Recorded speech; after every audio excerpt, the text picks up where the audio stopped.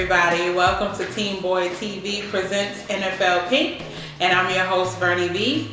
So for this week's show, I really want to talk about something very passionate and very serious.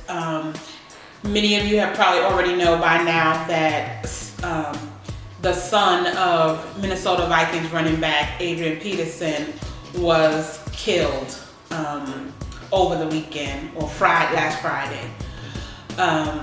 So it really caught a nerve with me because the child is 2. And so I'm going to steal a reference from Scandal to all the ladies and let you know that we are the gladiators of our family. We have to do a better job of protecting our kids. If you're not with the father of your child, that's understandable, but you still have to be cautious about who your children are around. You know, when I heard that news, it just struck a chord with me because it's about football. You know, you want to hear about the game and news about football. You can take the dudes that are driving intoxicated, you know, or getting into trouble with substance abuse and things of that nature.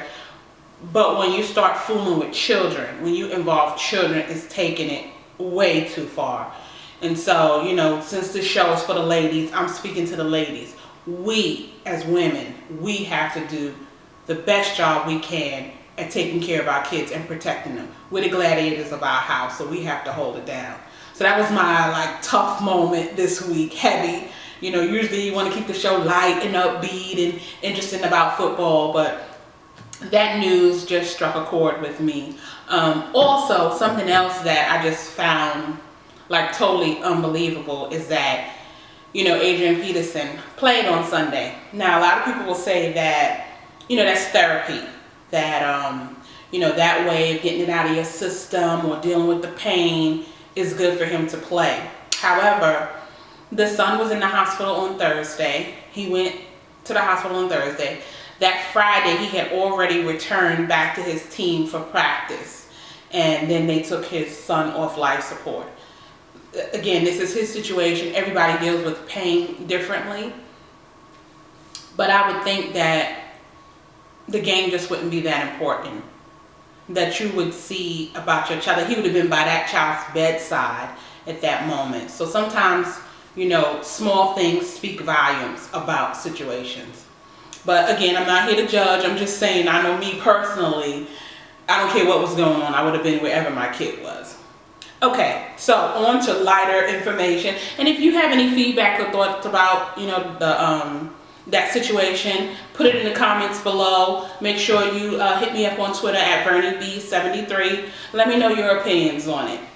Okay, so for this week, the call that I chose to discuss was delay of game. I'm going to read it to you because it's a long description and it's many various scenarios where delay of game can be called. Okay, so it's any action which delays the next play. So that means the next snap of the ball. On offense, it would mean failing to snap the ball before the play clock reaches 0. So, you know, they have the play clock time to get the play called and hike the ball. That's the amount of time you have to hike the ball, according to the play clock. So if it hits 0, that's a delay of game penalty. Let's see, on defense, it occurs when a player hinders the offense in hurrying to make the next snap. So typically when, let's say your team is behind and they're trying to catch up, you know, to make a score, they run what they call a 2-minute offense, which is a hurry up offense. They want to get the plays in fast, quick to get as much time to, of course, tie the score or win the game. So sometimes you will have a defensive player who will kick the ball away from the ref or will, you know, do anything to delay the referee from setting the ball under center. Let's see what else. The defense can also be flagged for a delay of game if a player spikes the ball at the end of a play. And on special teams, it can happen when the return team runs after signaling for a fair catch. So the punter kicks the ball off to the other team. You'll see the player wave his hand like that. That's signaling for a fair catch. If he catches the ball and then runs with it after he's done this here, the fair catch call, then that's also the delay of game penalty. So it looks like this. You'll see the referee come out and he'll do this. That's a delay of game, and it's a 5-yard penalty. Delay of game, 5-yard penalty. And again, it can be called on offense, defense, or special teams. So that was my play that I wanted to break down for you this week.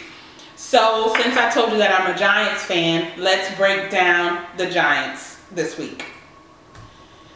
We're in trouble. 0-6. That's all I need to say. That's all the breakdown needed. 0-6. We are terrible this year.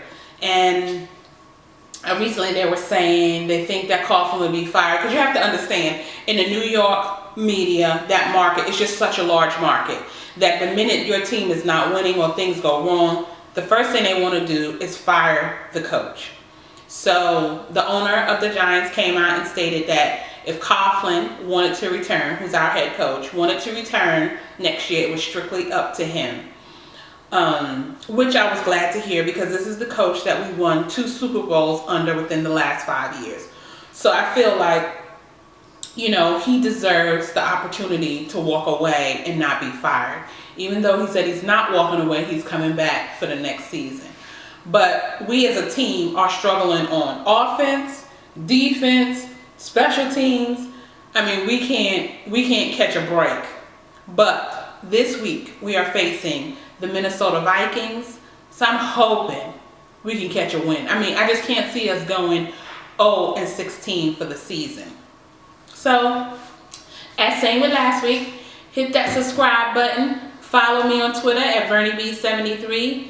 Give me all your feedback. I would love to hear it. Send in a play that you would like me to break down. Or if you have a clip of something that happened in a game, shoot it to me and I'll break it down for you. And as always, peace. See you next time.